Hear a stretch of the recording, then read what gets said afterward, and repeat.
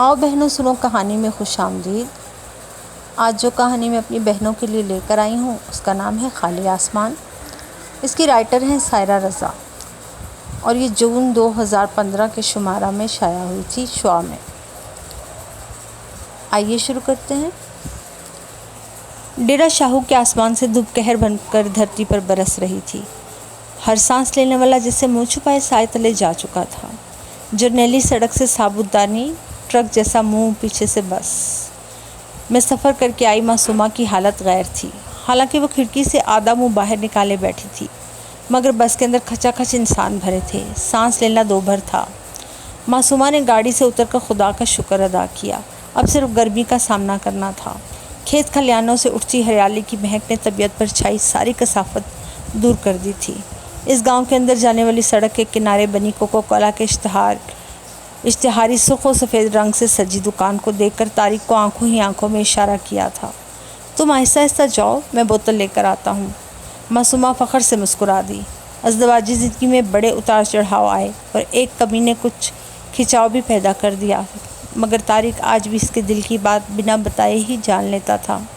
मासूमा ने सर हिला दिया। वह अमरूद के बाग की 3 फुटी दीवार कच्ची दीवार के साथ चलती थी। अमरूद के बाहर को झांकते दरख्तों का साया। वो सोचों में गुम कदम बढ़ाती चली गई। हालांकि इसी दीवार से कमर जोड़कर ठंडी बोतल पीनी थी। यहाँ तक कि बाग की कच्ची दीवार ख़त्म हुई और वो अपने घर की चौड़ी गली में दाखिल हो गई। चंद कदम बढ़ाए ही थे कि चौंक कर न जाने कहाँ से पलटी।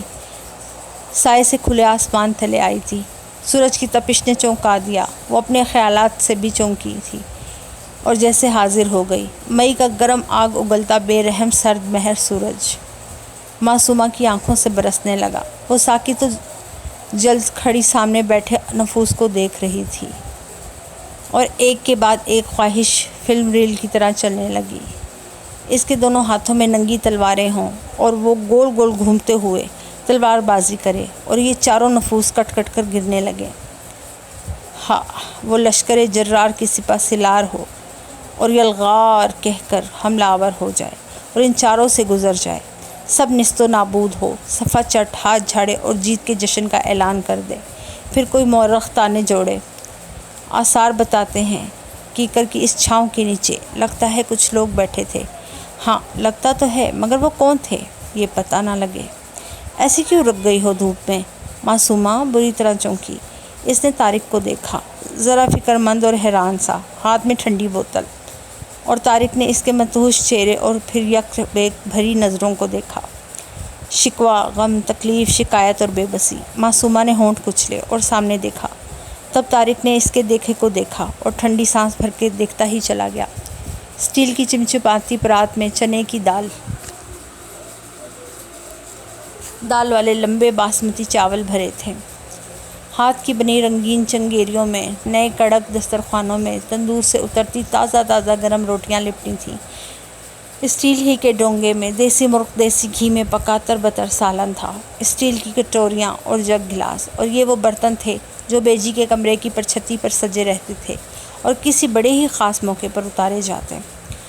साथ ही बेजी के हाथ में रंगीन शीशे वाली पक्की हाथ का पंखा थी, जिसे वो कभी मक्खियाँ उड़ाने के लिए सालन पर झलती, वरना मोअज़्ज़िज़ मेहमानों के लिए रब शाला तती वाह न लगे कि आरज़ू के झुलाए ही जाती। कीकर के इन 5 दरख्तों के साए में चारपाइयाँ बिछी थीं, मगर बेजी के मेहमान लेपी हुई ज़मीन पर सुकड़ा मारे बैठे थे और बेजी चौकी पर इनके करीब बैठी मक्खियाँ उड़ा रही थीं। मैली अकेली बेबस बेकरार आँखें, और बार बार एक जाला सा तन जाता तो वो हाथ की पुष्ट से आंखें पोंछकर फिर तरोताज़ा होकर मेहमानों पर निसार होने लग जाती और मेहमान इस सब से बेनियाज बस खाते थे। बेजी खुद से निकाल कर दे रही थी, मगर वो अपनी पसंद अपनी मनमानी भी कर लेते कि डोंगे के अंदर उंगलियां घुसाईं और बोटी हाथ में पकड़कर मुंह के अंदर उंगलियों की दर्जों से देसी घी रसता। बेजी ने गिलास रखे थे, मगर एक ने जग ही को मुँह लगा लिया। फिर भी मिर्चें लगीं शायद, तो मीठे चावलों के बड़े बड़े बुरके यानी निवाले मुंह में भरने लगा। कुछ मुंह के अंदर, कुछ हाथों पर, कुछ कपड़ों के ऊपर गिरते। अजीब बात थी, मेहमान इस बदतहजीबी पर ज़रा ना شرماتے، اور میزبان کی خوشی کا عالم ہی کیا تھا۔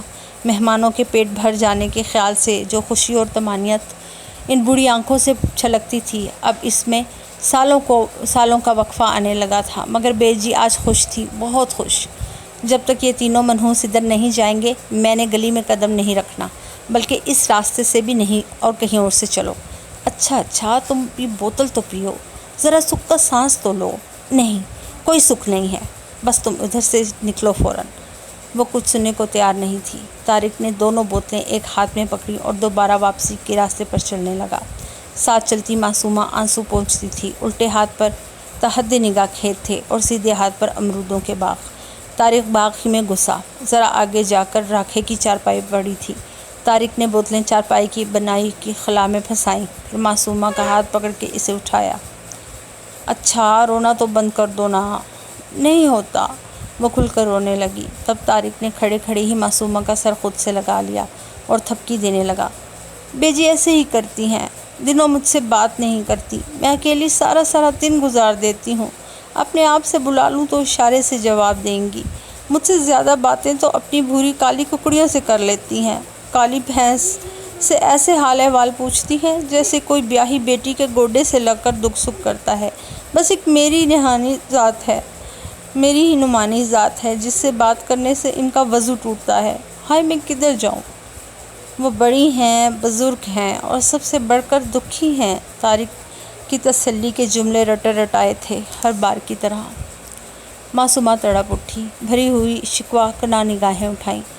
ہاں تو میں چھوٹی ہوں، ان کی اولاد برابر ہوں، بہو، اور اتنے خود غرض نہ بنے۔ میرا دکھ بڑا ہے یا ان کا؟ میں بھی دکھی ہوں، زیادہ دکھی ہوں۔ وہ بات مکمل کرتے ہی پھوٹ پھوٹ کر رو دی۔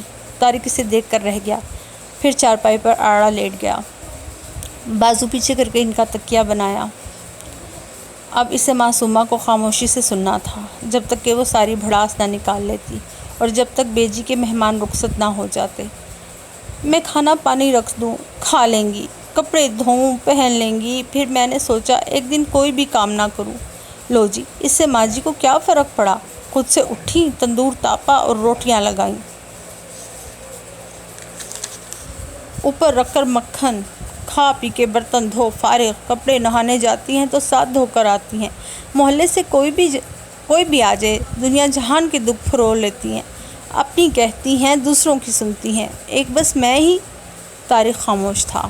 1000 بار کا سنا قصہ تھا، آج 5واں سال لگ گیا تھا، گھوم پھر کے یہی الفاظ۔ چونکہ بیجی کلام ہی نہیں کرتی تھی معصومہ سے، اس لیے بات بڑھتی نہیں تھی۔ طارق کو معصومہ سے بڑی محبت تھی، دل کی ملکہ تھی، پہلے محبوبہ بنی، پھر بیوی، اور ایسی بیوی جو 7 دن کی دوری پر ہو تو 7 گناہ معاف ہو جاتے ہیں۔ طارق کے لیے دھلی دھلائی بے عیب، مگر دوسری جانب ماں تھی۔ ان کا رویہ غلط تھا یا نہیں، مگر غصہ اور غم، صبر کا اظہار اب کیا؟ ایسے بھی نہ کرتی۔ وہ چپ ہو گئی تھی تو معصومہ کی شکایتیں ساری رات چلتی۔ خط لکھتی تو سلام کے بعد عرض ہے سے شروع ہوتی اور آپ کی معصومہ پر آ کر ختم ہوتی۔ خط بھلے سے 5 صفحات کا ہو یا 10 کا۔ طارق شکر کرتا کہ ماں جی خاموش رہ کر احتجاج کرتی ہیں۔ طارق کے آنے پر یا اس جانب توجہ دلانے پر ایک گہری نگاہ ڈالتی، بات بدل دیتی، مگر ایک بار طارق کے پرزور اصرار پر، کیا بولوں طارق؟ چپ رہتی ہوں کہ بولی تو میرے منہ سے زہر ہی نکلنا ہے، اس کی تکلیف پھر زیادہ ہونی ہے۔ بیجی، آپ کہہ لیا کریں، کہنے سے دل کا بوجھ ہلکا ہوتا ہے، گلے شکوے مٹ جاتے ہیں۔ آپ 2 ہی جی گھر میں رہتے ہیں، وہ بھی ایک دوسرے سے ایسے کٹے کے۔ ہاں، ہلکا ہو جاتا ہے، مگر جب جس نے بوجھ ڈالا ہے، اس سے کیسے کہوں؟ غمخواری کرنے والا کندھا۔ بیجی خلاؤں میں کھو گئی، پھر آنکھیں بھرنے لگی۔ طارق کا شانہ تھپتھپایا، بالوں میں ہاتھ پھیرا۔ اونچا لمبا جوان، چھوٹا بیٹا، چارپائی پہ بیٹھے بیٹھے زمین کی طرف جھکی اور انگلی کی پور پر مٹی لگائی اور وہ مٹی طارق کے ماتھے پر لگا دی، نظر نہ لگ جائے۔ طارق ماں کی محبت کے انداز پر سرشار ہو گیا۔ اس نے ان کا ہاتھ چوم لیا، مگر سوال اب بھی موجود تھا۔ بیجی نے ٹھنڈی سانس بھری۔ ایک چپ تے 100 سکھ کا محاورہ تو نے سنا نہیں؟ سنا ہے بیجی، میں تو بس یہی کہہ رہا ہوں کہ آپ اس سے گوڑیاں نہ ڈالیں، بہناپا نہ گانٹھیں، مگر روزمرہ کی باتیں وہ تو کیا کریں نا، وہ تو جی ہے، آپ دو ہی تو جی ہیں اس گھر میں۔ بیجی سر جھکا کر رہ گئی، اب کیا جواب دیں، مگر طارق ہنوز منتظر تھا۔ مجھے ڈر لگتا ہے طارق، کوئی بھیڑا بول نہ بول دوں۔ میرا مسئلہ یہ ہے، اسے بددعا دے دی تو برباد تو نے بھی ہو جانا ہے۔ طارق ششدر رہ گیا۔ وہ ماں کے منہ سے کچھ بھی سننے کو تیار تھا، مگر وہ یہ بولیں گی، اور وہ یہ بھی جانتی تھیں کہ طارق معصومہ سے کتنی محبت کرتا ہے۔ ہاں واقعی اگر معصومہ کو کچھ ہوتا ہے تو وہ زندہ ہی نہ رہے گا شاید۔ اس کی سمجھ میں نہ آیا کہ اب اسے ماں سے کیا کہنا چاہیے، جو منہ پر دوپٹہ ڈال کر سسکنے لگی تھی۔ دبلا پتلا، جھریوں سے بھرا وجود، سفید بال، گیلی آنکھیں، اور اس پر اگر آنکھ میں غم بھی آ کر ٹھہر جائے تو، اور غم کی وجہ جانے انجانے میں وہ بھی تو تھا، معصومہ، اور وہ اس سے بددعا دی تو لگ جانی تجھے ہے۔ ہاں تو ماں اس نے بے تحاشا محبت سے واقف ہے جو اسے معصومہ سے ہے، مگر پھر اور غلطی کس کی تھی پھر؟ معصومہ کی سسکی پر اپنے خیالوں میں گم طارق چونکا۔ وہ اس وقت سے بول رہی تھی، کہتی ہیں اس لیے نہیں بولتی کہ کہیں بھیڑا بول نہ نکل جائے۔ میں کہتی ہوں وہ بھیڑا بول چکی ہیں، جبھی تو۔ معصومہ ادھوری بات کہہ کر پھپک پھپک کر رونے لگی۔ طارق ایک طویل ٹھنڈی سانس کے ساتھ اٹھ بیٹھا۔ چپ کر جاؤ معصومہ، کوئی دیکھ لے گا تو کیا کہے گا؟ طارق بیوی کو رلا رہا تھا۔ اس کا انداز ہلکا پھلکا لاڈ بھرا تھا۔ کوئی کچھ نہیں کہے گا، سب جانتے ہیں بیجی مجھے چپ کی مار مارتی ہیں۔ سارے پنڈ میں سس نودے چگڑے اٹھتے ہیں، نویں زبان چلاتی ہیں تو سسیں گال بھی کر دیتی ہیں۔ مئی سدا تو گد پکڑ کے گھما دیتی ہے۔ گندم دھو کے سوکھنے ڈالی تھی زرینہ نے، خود نہانے چلی گئی، دروازہ کھلا تھا، بکری آ گئی۔ ماسی نے زرینہ کو کپڑے دھونے والے تھاپے سے مارا۔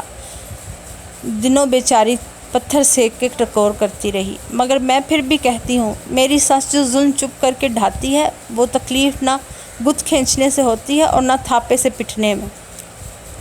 طارق معصومہ کے مسئلے کی گہرائی سے پریشان تھا، مگر زرینہ کی ساس نے اسے تھاپے سے مارا، یہ نئی خبر تھی۔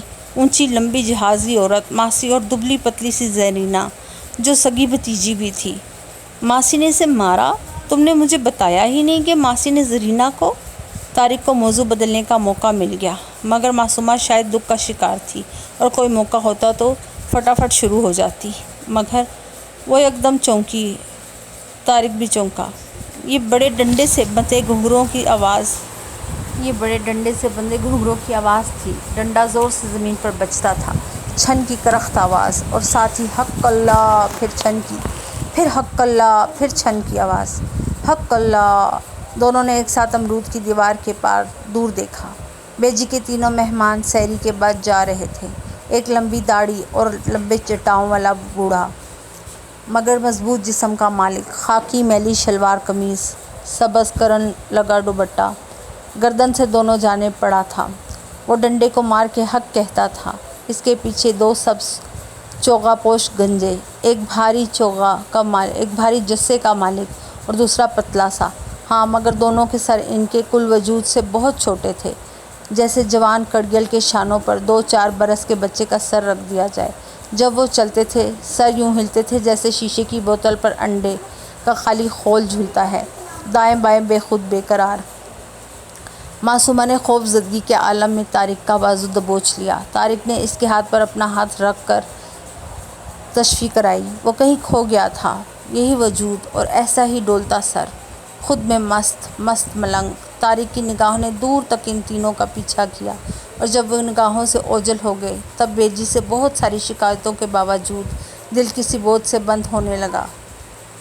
معصومہ کے چہرے پر ایک سکون اترا تھا۔ وہ کھڑی ہو گئی۔ اب گھر جانے میں کوئی رکاوٹ نہیں تھی۔ بیجی کے مہمان جا چکے تھے، ایسے مہمان جنہیں عرف عام میں شاہدولوں کے چوہے کہا جاتا تھا۔ معصومہ جانتی تھی بیجی نے اب کئی دن تک سرشار رہنا ہے، اور کبھی رونا ہے، کبھی ہنسنا ہے۔ دوڑتی ہے بیجی، آپ کو تو پتہ ہے، وہ ڈر جاتی ہے۔ طارق نے بڑا سوچ سمجھ کر جملہ بنایا تھا۔ بیجی چارپائی کی بنائی میں لمبی ٹانگیں پھنسا کر بیٹھی تھی۔ طارق کرسی ڈال کر بیٹھ گیا۔ معصومہ سلام کہہ کر نہانے گھس گئی۔ بیجی اون کا گولا تیار کر رہی تھی۔ پیر کے انگوٹھے میں اون پھنسا کر کوہنی موڑے پورے نماک سے لگی ہوئی تھی۔ تھوڑی وہمی تو ہو ہی چکی ہے، آپ اس کے دل کی حالت تو سمجھتی ہیں۔ کھانا نہیں کھانا تم لوگوں نے؟ کھا کر آئے ہو؟ بیجی نے الگ ہی سوال کیا۔ میں کھانے کی بات نہیں کر رہا بیجی، اس طرح سے کیسے گزارا ہوگا جب آپ جانتی ہیں کہ اس کے دل میں ایک خوف بیٹھ چکا ہے۔ ڈاکٹر نے کہا ہے اسے خوش رکھیں، کوئی غم فکر پریشانی نہ دیں، اور آپ… اچھا؟ بیجی کا گولا تیار ہو گیا تھا۔ وہ ٹانگ سمیٹ کر پوری طرح طارق کی جانب متوجہ ہوئی۔ خوش رکھنے کا کہا ہے تو پھر میں کیا کروں؟ ایک بات بتاؤں، تیری زنانی کو سب سے بڑی خوشی میرے مرنے سے ملنی ہے۔ مر جاؤں؟ بیجی، طارق ششدر رہ گیا۔ یہ کیسی باتیں کر رہی ہیں آپ؟ دیکھ طارق، آج مجھے نہ چھیڑ، میرا دل سڑا پڑا ہے، کلیجے سے آگ نکلتی ہے، کچھ نہ بول۔ وہ کہتی ہے آپ نے بددعا دی ہے، جب ہی وہ اب تک اولاد کی نعمت سے محروم ہے۔ کاش دے سکتی طارق۔ بیجی یکدم نڈھال ہو گئی۔ میں تو بس یہ چاہتی ہوں یہ سچ بول دے۔ آپ نے آج تک یقین نہیں کیا بیجی، طارق کا انداز خفا سا تھا۔ نہیں، بیجی قطعیت سے بھرپور لہجے میں بولی۔ آپ کا دل نہیں کرتا بیجی آپ میری اولاد کو اپنی گود میں کھلائیں؟ طارق دکھی ہو گیا۔ بیجی نے بے ساختہ نگاہیں طارق کے چہرے پر جما دیں۔ کیوں نہیں کرتا؟ میں نے تو اس کا نام تک سوچ رکھا ہے۔ بیجی کی آنکھیں دکھنے لگیں۔ طارق کی آنکھوں میں حیرانگی امنڈ آئی۔ ماں بیٹے کی گفتگو سے بے نیاز سی بنی معصومہ بھی بری طرح چونکی۔ وہ لاپرواہ سی بنی کھانا نکالنے آئی تھی۔ اچھا کیا؟ طارق اشتیاق کا مارا کرسی پر ذرا آگے کو جھکا۔ محمد طاہر پرویز۔ بیجی کے لہجے میں سرشاری سی آ گئی۔ طارق نے ایک نظر ماں کی طمانینت دیکھی، پھر مسکرا کر اسباب میں سر ہلانے ہی لگا تھا کہ پتھر بنی معصومہ پر نگاہ ٹھہر گئی۔ اس کے چہرے پر زلزلے کی کیفیت تھی، پھر رنگ بھی اڑ گیا۔ صدمہ، سکتہ، بے قراری اور اشتعال کی شدید لہر۔ اس کے ضبط کا خاتمہ ہوا۔ وہ جنونی کیفیت میں کھڑی ہوئی، ہانپنے لگی۔ بیجی اپنی بات کہہ کر مطمئن ہو گئی تھی، بلکہ جیسے ہاتھوں میں نومولود محمد طاہر پرویز کو اٹھائے بیٹھی تھی۔ ایک طرف بیجی، ایک طرف معصومہ۔ اصل مشکل طارق پر پڑی تھی، اور کوئی وقت ہوتا تو وہ ہاں میں ہاں ملا کر آمنے سامنے معصومہ کے کہتا، بیجی کوئی اور نام، میرا مطلب ہے یہ نام بھی تو ہو سکتا ہے، مگر مجھے اختیار دیا تو میں نے یہی رکھنا ہے۔ میں نے تو منت ہی یہی مانگی ہے کہ اگر بیٹا ہوا تو طاہر، بیٹی ہوئی تو طاہرہ۔ بیجی کے لہجے میں شیرینی سی گھلی ہوئی تھی اور سچائی بھی ٹپکتی تھی۔ وہ یہی سوچے بیٹھی تھیں۔ طارق نے سوچا وہ بیوی کو آنکھ کے اشارے سے پرسکون رہنے کا کہے گا اور بیجی کی تائید کرے گا تو اس مشکل صورتحال سے نکلنے کا راستہ بنے گا۔ اس کی ملتجی نگاہیں متوحش معصومہ کی جانب اٹھی تھی کہ اس نے بیجی کو اپنی طرف جھکتا پایا۔ وہ رازدارانہ پراسرار انداز میں کچھ کہنا چاہ رہی تھی۔ طارق، معصومہ نے سے نظریں پھیر کر بیجی کے نزدیک ہو گیا۔ میں نے بڑی گڑ گڑا کر دعا مانگی ہے اس بار، مگر اس سے بول، پہلے سچ بولے۔ آپ کو آج تک یقین نہیں کہ وہ سچ تھا؟ طارق نے خود کو کسی شکنجے میں جکڑا محسوس کیا۔ اور اگر آپ مجرم ہی سمجھتی ہیں تو اصل مجرم تو میں ہوں بیجی۔ معصومہ کا کیا قصور؟ آپ مجھے کوسیں، مجھے ماریں، مگر اسے تو نہ کہیں۔ اور ٹھیک ہے، آپ کو لگتا ہے ہم غلط ہیں تو ٹوکے کی مشین میں میرا سر دے دیں، خدا کی قسم اف نہیں کروں گا۔ لیکن اس طرح ڈاکٹر کہتا ہے اسے خوش رکھیں، کوئی فکر پریشانی نہ دیں، مگر آپ کی ایسی باتیں 5 سال میں 5ویں مرتبہ امید بنی ہے۔ مگر آپ دونوں مائیں ہیں، آپ اپنی اولاد کے لیے روتی ہیں تو یہ بھی تو اولاد ہی کا غم پال کے بیٹھی ہے۔ طارق کا لہجہ غم سے چور ہو گیا۔ بیجی بغور لفظ سن رہی تھی، چہرے پر مسکراہٹ سی آ گئی۔ طارق اور معصومہ بری طرح چونکے۔ یہ مسکرانے کی باتیں نہیں ہیں جو آئی نہیں ہے۔ اس اولاد کے لیے اتنی تڑپ طارق، میری تو کھو گئی ہے، اور تم چاہتے ہو میں غم بھی نہ مناؤں؟ غم کی بھی میعاد ہوتی ہے بیجی، تیجے کے بعد اپنا چولہا پالنا پڑتا ہے۔ سب سے بڑا سوگ عدت، وہ بھی 4 مہینے بعد مک جاتا ہے۔ 5واں سال چڑھ گیا ہے اور آپ… طارق کی آواز بھرا گئی۔